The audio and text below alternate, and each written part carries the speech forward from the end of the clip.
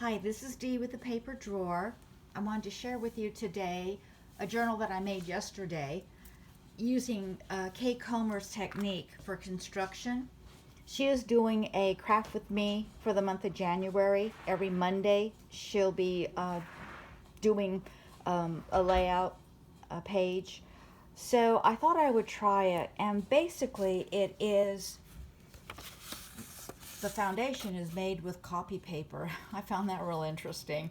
That's how come I wanted to try it. So you take a piece of copy paper, you fold it in half, you tear it, and then you have, of course, the two pieces.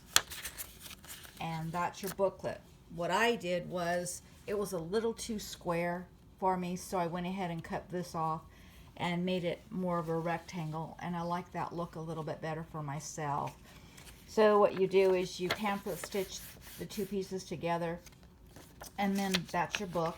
And then you take fabric and you just you can use she uses Elmer's glue. I used Elmer's glue. It went on fairly well, and you just cover each page with fabric. Okay, and of course you make it a little bit of an overhang so you hide the edges, but that's your book. Okay, so this became this. I liked how this turned out. I'm going to put it in my Etsy shop later today. I made a little dangle. I wasn't going to, but I thought I would try this, and I thought it turned out pretty cute. It's just buttons on a piece of cheesecloth, and I just went ahead and threaded it through the holes of the button. These are all vintage buttons. This is my cover. I used Arthur Rackham, the children's artist, for my pictures. This is a digital kit from Mrs. Cog, so I've had it for quite a while, and I decided to just use it in this book because I had another inspiration from another lady in the UK, and I didn't get very far in it. She used Arthur Rackham in a kind of waterfall type journal, a real mini one, and it was out of corrugated cardboard, so it was kind of interesting. So this is my rendition of Kay's. Again, January's not over, but I couldn't help myself, and I just kind of wanted to keep going with it so I could finish it and move on.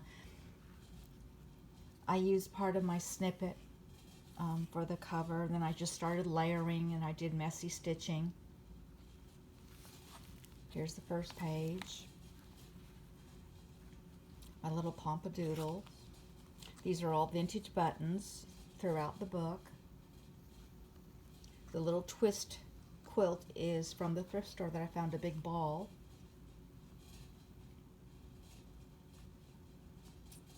This is a Tim Holtz frame, and then I just added some little twigs. This is actually azalea root, and I have a bunch of it because I use it for my other hobby also.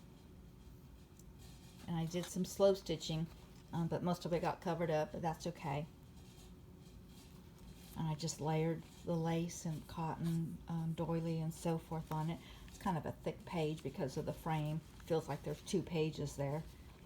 I used an old quilt for the background on this. Again, you can't see it very well, but I used a vintage quilt, a little heart vintage button.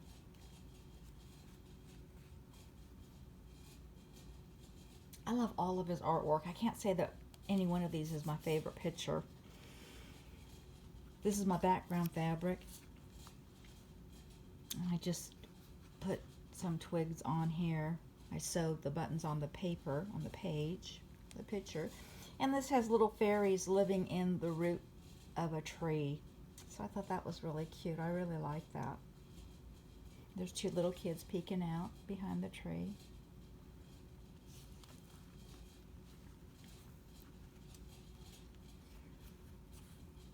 Coffee dye tab.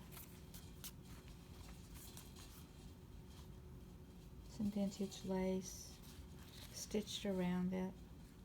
I like this picture. It was kind of dark, so I went ahead and tried to lighten it up with just, you know, simple little doilies and things. Same with this page. Whoops. It's just, a fairy, and I liked her, so I just did very minimal. I did vintage lace, buttons, Little corrugated board. Not much to this page, but I like that picture, so I wanted to leave her pretty much as is. And this is the back.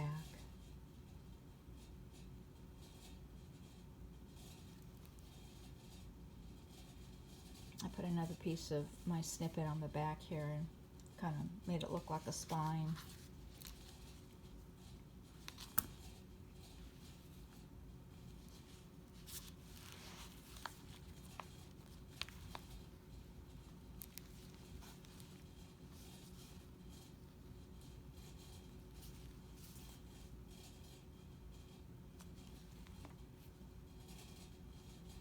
So I hope to get this in my Etsy shop today, but it will be in there.